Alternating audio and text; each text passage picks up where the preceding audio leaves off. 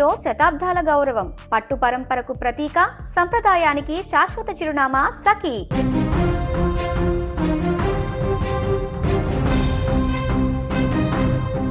పశ్చిమాసియాలో యుద్ధ మేఘాలు కమ్ముకొని ఎల్పిజి సరఫరాకు బ్రేకులు పడుతున్న వేళ భారతదేశానికి ఊపిరి పీల్చుకునేటువంటి వార్త అందింది. ప్రపంచ దేశాల మధ్య ఉద్రిక్తతలు ఉన్నప్పటికీ భారత్ తన ఇంధన అవసరాల కోసం చాకచక్యంగా వ్యవహరిస్తోంది.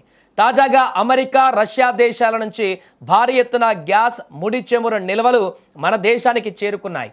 మంగళూరు పోర్టు కేంద్రంగా జరుగుతున్నటువంటి ఈ పరిణామాలు దేశ ఇంధన భద్రతలో కీలక మార్పులను సూచిస్తున్నాయి. ప్రస్తుతం పశ్చిమాసియాలో నెలకొన్నటువంటి అశాంతి వల్ల సాధారణంగా వచ్చే ఎల్పిజి సరఫరాలో అంతరాయాలు కలుగుతున్నాయి.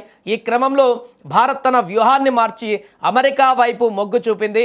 ఫిబ్రవరి 14న టెక్సాస్లోని నెదర్లాండ్ పోర్టు నుంచి బయలుదేరినటువంటి పైక్సిస్ పయనీర్ అనే భారీ నౌక ఆదివారం మంగళూరు పోర్టుకు చేరుకుంది. ఇందులో సుమారు 16,714 మెట్రిక్ టన్నుల ద్రవీకృత పెట్రోలియం గ్యాస్ ఉంది.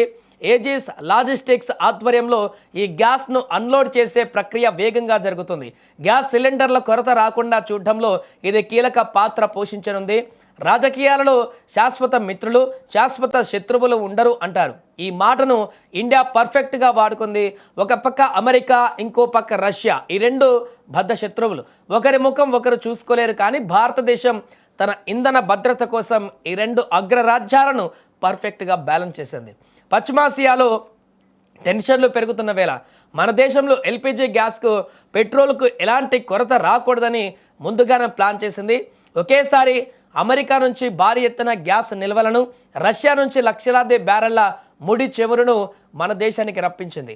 ఇలా రెండో శత్రు దేశాల నుంచి ఒకేసారి తనకు కావాల్సినటువంటి వనరులను రాబట్టుకోవడం ఒక భారతదేశానికే సాధ్యమైంది. మంగళూరు పోర్టు ఇప్పుడు దేశ ఇంధన భద్రతకు గుండెకాయలా మారింది. పశ్చిమాసియాలో సప్లై చైన్ బ్రేక్ అయిన వెంటనే ఈ రెండు అగ్రరాజ్యాల నుంచి బయలుదేరిన భారీ నౌకలు సురక్షితంగా మంగళూరు పోర్టుకు చేరుకున్నాయి. వేలాది మెట్రిక్ టన్నుల ఎల్పిజి గ్యాస్, లక్షల కొద్ది ముడి చమురు ఇప్పుడు మన సొంతం. ఈ పోర్టులో ఉన్నటువంటి అత్యాధునిక రిఫైనరీలు రాత్రింబవళ్లు పనిచేస్తూ దేశవ్యాప్తంగా గ్యాస్, ఆయిల్ సరఫరాను నిరంతరంగా అందిస్తున్నాయి.